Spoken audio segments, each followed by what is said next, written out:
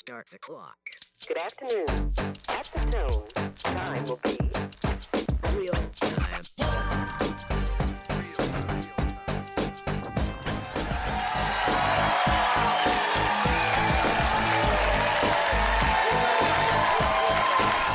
Canada is not a bilingual country.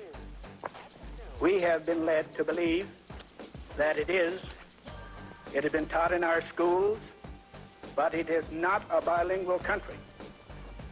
Therefore, I do not believe that French should be taught in our public schools.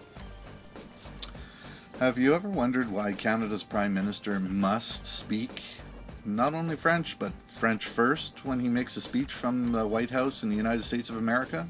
Ladies and gentlemen, the Right Honourable Stephen Harper, Prime Minister of Canada, will join me in these chairs and make a few opening remarks. I believe that he will open in French, but he promises that he will translate his French remarks, as he just did in the White House, so that the rest of you can understand. Please welcome the Prime Minister of Canada, Stephen Harper. Thank you, Jane.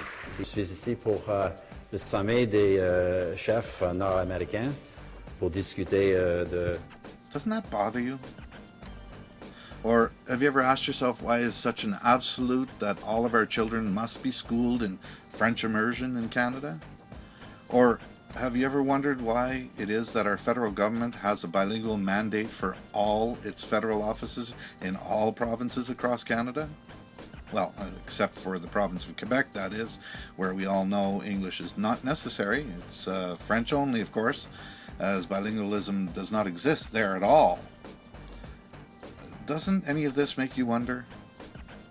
Another thing, have you ever wondered why so many positions within our government, including that of the Prime Minister of Canada himself, must be filled with people who are fluent in both French and English?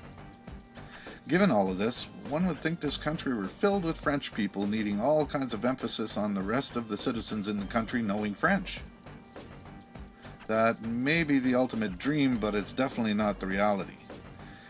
And if the English in this country continue to pretend that it is the reality and keep on going along with this dream, then simple logic says that there is no choice. It will eventually become the reality. But it doesn't have to be that way.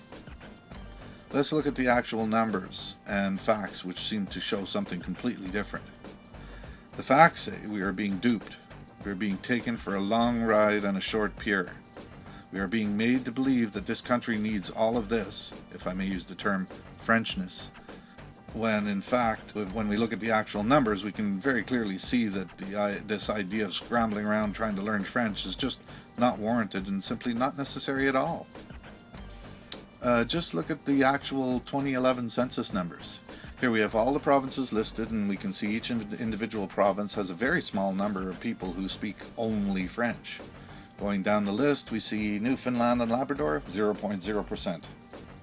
PEI with 0.1%. Now that's less than a percentage. Nova Scotia with 0.1% again less than 1%.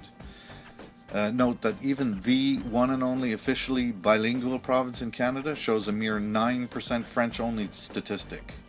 That's 9%. Of course, then there's the province of Quebec here with its 51.8%. This number, when tossed into the mix and used to get the average of all of Canada, is the one that skews everything and makes it seem as though Canada has a lot of French-only speakers in it countrywide. But that's only when adding in that Quebec skewed number, and it skews everything else, all the other stuff. Now let's be honest here. We all know that the province of Quebec number has been socially engineered over the years, and with policies that basically made it impossible for English people to live there in that province, so most of them just left. We therefore ended up with a place where French is legally mandated to be the only language. So of course the number of people who speak only French will be quite substantial there, yet it's still just over 50%. Despite that, if we look at the number of for Canada overall, we see that it's still not that large a number. French-only speakers in Canada, 12.6%. This means that everything we are doing regarding bilingualism and all the billions and billions of dollars we are spending each year on bilingualism is to cater to a mere 12.6% of the total French-only Canadian population. Don't forget, those billions and billions that we're spending are coming from the majority English tax-paying citizens as well. Personally, I cannot imagine how people can live in Canada and yet only speak and understand French. It just boggles the mind.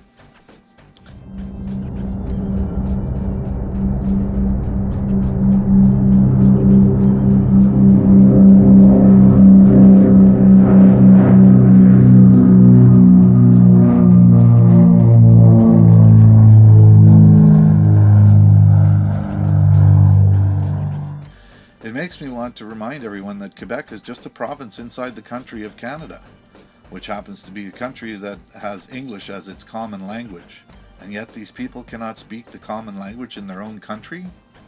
That to me would be like people living in Russia and not being able to speak Russian. Anyways, those numbers do not warrant the idea that all Canadians should be bending over backwards to try to learn French and be French. Not only do the small numbers not warrant this incessant push for everyone and everything in Canada to be French, but it actually goes against the natural course in the sense of that things usually flow in a way that suits the majority in any given situation and not the other way around. These statistics make me wonder out loud. How can the remaining 87.1% English-only citizens, that's excluding the skewed province of Quebec numbers altogether, continue to allow this situation to persist?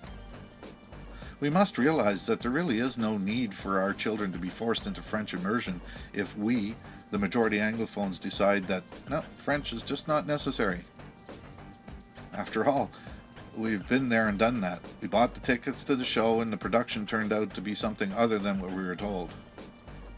The English have been trying for decades now to move down this path towards bilingualism and harmony, yet there is a constant push by the French both inside the province of Quebec as well as any place they gain a foothold outside the province of Quebec towards the opposite, with everything being French first and French only. At just about every turn and just about every opportunity, the English language and English culture is pushed aside in favor of the French language and French culture. Not to mention the French nationalists seem to have no place for things like the Canadian flag either, or anything else that is Canadian for that matter. The whole time the English are sending their kids to French immersion schooling and trying to be fair about bilingualism, the French have been demonstrating a completely different concept altogether. The majority English Anglophones must stop and realize that if they continue to try to appease the French and placate them in the ways that they have been doing up till now, there's only one predictable outcome, and that is the French end up on top with French first and French only. The English are then in a situation where they're forced to learn French, not just because they choose to, but because they must in order to obtain any form of employment in Canada. Just look at the examples where the French have taken hold outside of Quebec. The University of Ottawa, for example.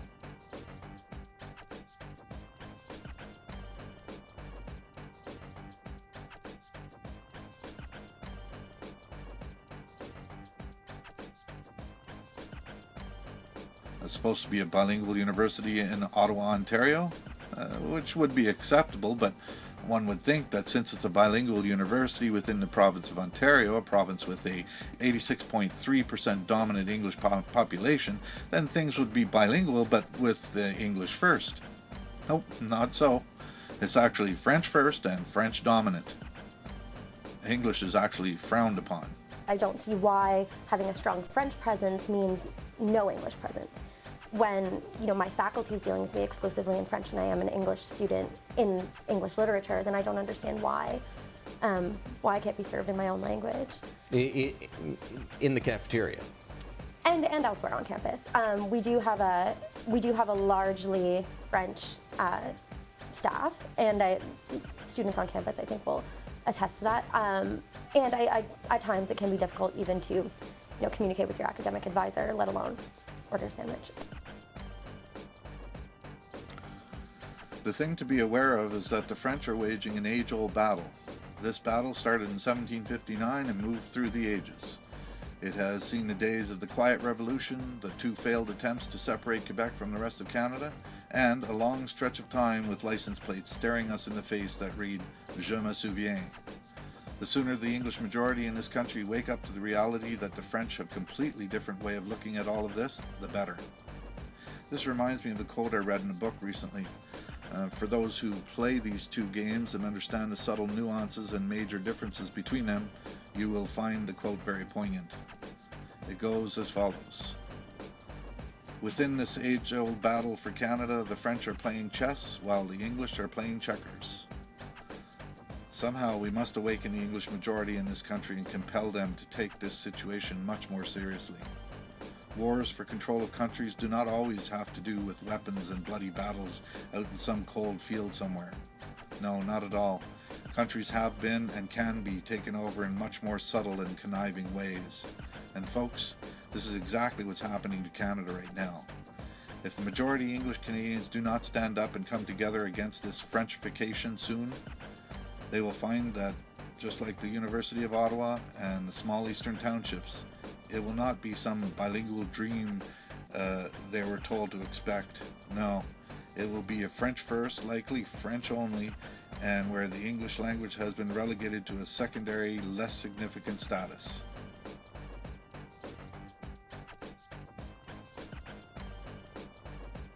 Language police have backed down and will allow some Italian on restaurant menus. Hoping to stem all the ridicule, the government called off the dogs. Everyone was talking about it. The support that we've had is unbelievable.